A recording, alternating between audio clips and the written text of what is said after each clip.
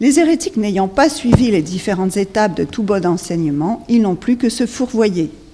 Il ne faut donc pas brûler les étapes, mais consacrer le temps nécessaire à la première phase de purification.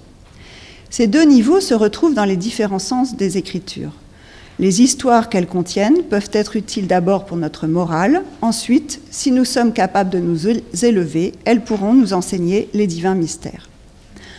En critiquant ces deux erreurs, Origène donne déjà en creux des indications sur les conditions d'accès au mystère véritable. Il définit le mystère, texte 28, comme étant au-dessus de mes oreilles, au-dessus de ma langue, au-dessus de mon intelligence. Et le plus souvent, on constate que ce terme est employé quand il s'agit de questions eschatologiques. Quand Origène parle de mystère, c'est essentiellement aux Écritures qu'il se réfère.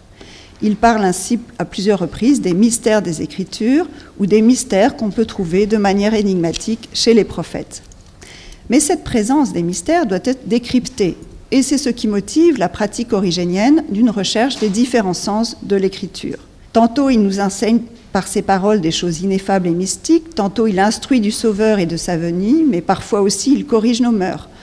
Aussi, essaierons-nous pour chaque passage de relever les différences dans ce qui est dit, quand il y a des prophéties et qu'on parle du futur, quand d'autre part on indique des mystères, et aussi là où le passage est moral.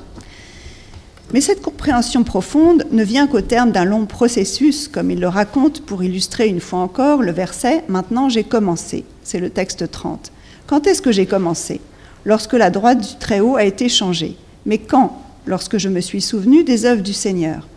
En effet, même si auparavant, avant que la droite du Très-Haut soit changée, je semblais vivre dans les œuvres du Seigneur, ne comprenant pas Israël, je ne me souvenais pas des œuvres du Seigneur, mais plus tard, je me suis souvenu des œuvres du Seigneur. Origène donne ensuite plusieurs exemples scripturaires pour montrer qu'au début, il ne comprenait pas ces textes. Ce n'est que plus tard qu'il a compris que toutes ces paroles se référaient au mystère du Christ. C'est donc en déroulant l'Écriture depuis la Genèse qu'on découvre tous les mystères du Christ.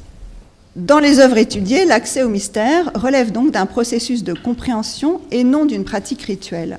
Et dans ce processus herméneutique, le recours à la lecture de Paul joue un rôle central. La rencontre avec un bon maître est aussi capitale. Texte 31, « Maintenant j'ai commencé à devenir chrétien, maintenant j'apprends pour la première fois ce qu'est le christianisme. Cela, les chrétiens le disent non pas en abolissant complètement ce qui avait précédé, mais en voyant que précédemment, ils ne comprenaient pas les mystères et qu'ils ont commencé à en avoir une idée lorsqu'ils ont trouvé un bon enseignement. » Je conclus. À la différence d'autres auteurs chrétiens et en dehors du terme mystérion, Origène ne se réapproprie pas le vocabulaire mystérique, sauf pour répondre à la comparaison polémique que celle s'établit entre mystère chrétien et mystère païen.